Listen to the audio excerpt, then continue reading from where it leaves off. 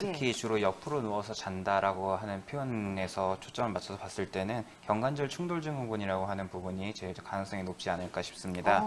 일단 경관절 충돌 증후군 뭔가 상당히 거창하게 뭔가 어디 심하게 부딪혀야지 생길 증상 같은데 실제로 어깨 관절 충돌 증후군이라고도 불리고 있습니다. 회전근개라고 해서 팔을 자유롭게 움직이게 해주는 4개의 근육이 앞뒤로 있는데 그 근육과 조합된 팔뼈랑 어깨뼈 중에 특히 견봉 부분, 그 부분이 움직일 때마다 자꾸 마찰이 되는 거예요. 충돌이 일어난다고 해서 실제로 어딘가에 어깨로 쿵 부딪혔을 때 통증이 오는 것처럼 그래서 충돌 증후군이라고 표현을 하는데 보통 중년의 흔한 어깨 통증의 원인으로 꼽고 있습니다. 근데 예전에 50견에 비해서는 흔치 않게 그 비율상 좀 낮았던 이유는 예전에 비해서 요새 와서 생활 스포츠의 공급이 많으면서 탁구라든가 배드민턴이라든가 이런 운동들을 많이 하게 되고 그런 걸로 인해서 상당히 폭증하고 있다고 보면 될 것 같고요.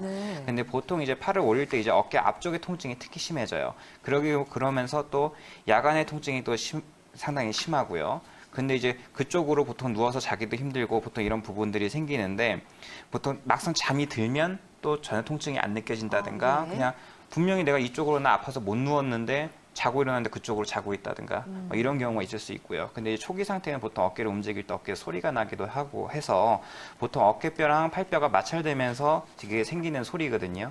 그래서 보통 사람들이 소리 나면은 그냥 나 어깨에서 소리만 나요. 신기해 하면서 그냥 넘어가는 분들이 꽤 계시는데 턱관절이나 마찬가지에 소리가 날 때는 이미 그 부분에서 근육이나 이런 데 마찰이 생기려고 서서히 다가오는 간격이 좁아지는 간격이 좁아지는 중이거든요. 그렇기 때문에 이럴 때 잘못하면은 나중에 크게 정말 눈물 쏙 빠지게 아플 수가 있기 때문에 일단은 그 오십견하고 비교했을 때 일단 스스로 하는 움직임에 일단은 통증이 있고 다른 사람들이 또 대신 팔을 올려준다 이럴 때 통증은 또 없어요.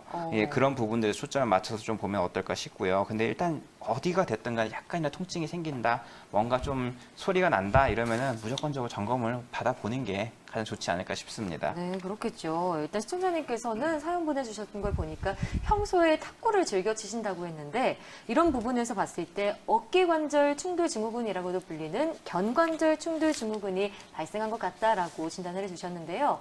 방금 통증 관련해서 약간의 차이점은 말씀해 주셨는데 이 견관절 충돌 증후군의 특징적인 증상들 몇 가지만 더 짚어볼까요?